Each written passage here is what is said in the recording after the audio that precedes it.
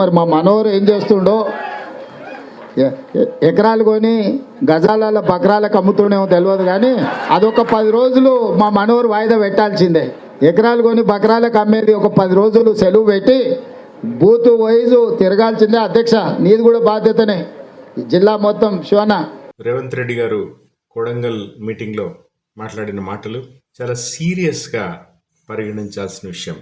నేను తాండూరు ప్రజలకు విజ్ఞప్తి చేస్తున్నా. ఇక కాంగ్రెస్ నాయకులకి మీరు దీనికి ఏమని సమాధానం చెప్తారని వాళ్ళని అడుగుడు దండగాది. దున్నపోతు మీద వానబడ్డట్టు వాళ్ళు. సాక్షాత్తు ముఖ్యమంత్రే మనోహర్ రెడ్డి గారు ఎకరాల్లో భూములు కొని బకరాలకు గజం చొప్పున అమ్ముడు 10 రోజులు బంద్ పెట్టి ఈ ఎస్ఐఆర్ ప్రక్రియ చూడమని ముఖ్యమంత్రి గారే అన్న తర్వాత ఇంకా కాంగ్రెస్ నాయకులను ఏమి ఎక్స్ప్లెనేషన్ అడుగుతాం? వాళ్ళని పక్కన పడేసి తాండూరు నియోజకవర్గ ప్రజలుగా మనం ఆలోచించాలి.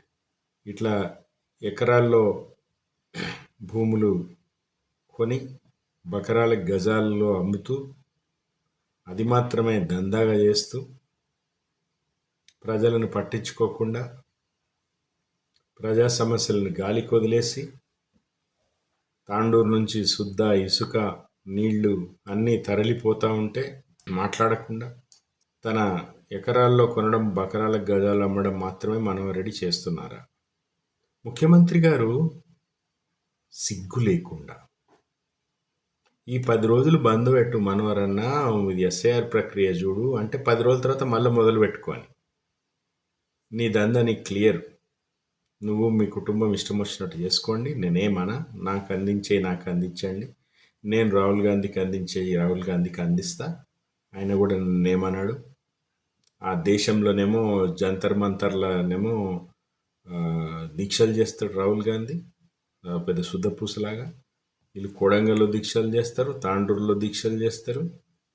మీరు ఇచ్చే పాలన, మీరు ఇచ్చే సందేశం మాత్రం ఇది, భూములు దోచుకోండి ఇష్టం వచ్చినట్టుగా. ఇది కామెడీగా తీసుకోవద్దు ఎవరు ప్రజలారా. ఇది ఎకరాలు బకరాలు అనేది రైమింగ్లో అన్నాడు ముఖ్యమంత్రి, పంచులేస్తున్నాడు. ఆహా ముఖ్యమంత్రి, ఓహో ముఖ్యమంత్రి అని కొందరు రాస్తున్నారు. అంత సీన్ లేదా? చాలా స్పష్టంగా మాట్లాడండి ఆయన. ఈ ముఖ్యమంత్రి గారి వ్యాఖ్యలు, దాని ఎఫెక్టు ఇక మొత్తం రేపటి నుంచి మొత్తం కాంగ్రెస్ వాళ్ళు ఊళ్ళ మీద పడి ఇక బిఎల్ఏలతో తిరిగి ఇక ఇష్టం వచ్చినట్టుగా చేస్తారు. ఓట్లని చేర్పిస్తారు, ఓట్లని పీకేపిస్తారు.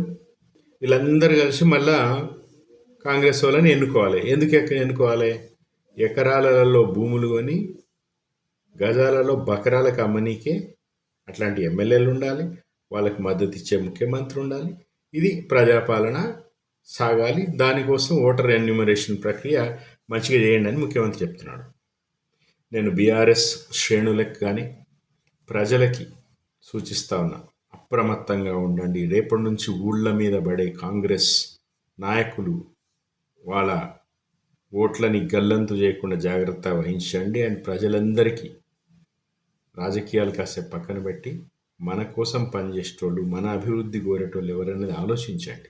ఎవరు మీకోసం పనిచేసేటోళ్ళు, ఎవరు అన్నీ దోచుకుంటున్నారో ఆలోచించాలని విజ్ఞప్తి చేస్తాను.